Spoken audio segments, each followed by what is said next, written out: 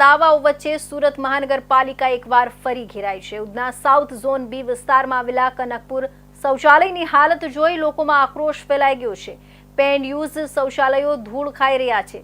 શૌચાલયમાં દરવાજા નથી, ગંદકી અને ગટરના પાણીથી મહિલાઓ મજબૂરીમાં અસ્વચ્છ પરિસ્થિતિમાં શૌચક્રિયા કરવા મજબૂર છે। મહિલા સન્માનની વાતો કરનાર તંત્ર સામે હવે પ્રશ્નો ઊભા થઈ રહ્યા છે। સ્વચ્છ ભારત અભિયાન અને મહિલા સન્માનની મોટી વાતો કરતી સુરત મહાનગરપાલિકાની હકીકત સામે આવી છે।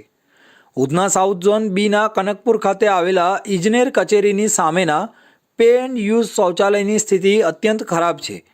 મહિલાઓ માટેના શૌચાલયમાં દરવાજા જ નથી, ગંદકીનું સામ્રાજ્ય છે અને ગટરનું પાણી વહેતું હોવાના દ્રશ્યો જોવા મળ્યા।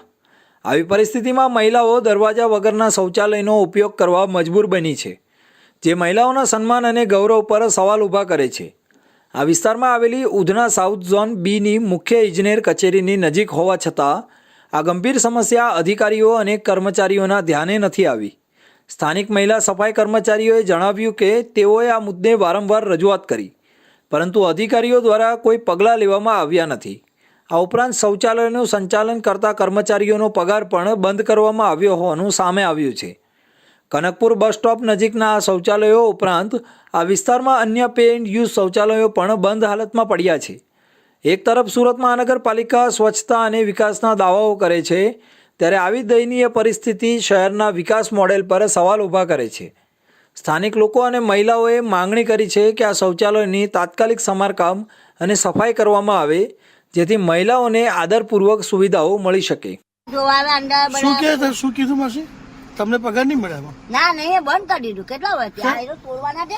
આ નવું બંધાય છે દવાખાનું, તો દવાખાનું બંધ, શૌચાલય કેમ? પણ હવે અમે શું કરીએ? ત્યાંથી આ ગટની ગંદકી છે, સફાઈ કેમ નહીં કરતા? મંગસરા થી કાગળ આવ્યું, તમે હાથું નહીં માનો, તમારી છોકરી તને લઈ જાવ, આટલું મોટું કાગળ આવ્યું, તે માથે ને એવું કે જે 5 રૂપિયા મળે તે લેવાના અને સફાઈ કરવાની। પણ આમાં તો લેડી બાથરૂમમાં દરવાજા નથી।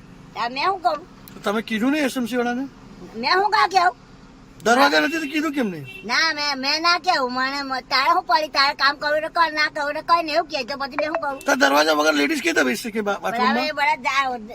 શું કરું? મેં શું કરું? સાહેબ ખુલ્લામાં લેડીઝે બાથરૂમ કરવાનું જટા છે ને, જવા વાળા જાય, ના જાય તો હું હાંડી ઉભી રહું। શું કરું? તો પછી એ લોકો સાંભળે નહીં તો મેં શું કરું? બોલો સાહેબ, તમે કહો, મને કહો, મને કઈ પગાર પાણી નહીં મળતો, 5-6 મહિનાથી બંધ કરી દીધું છે।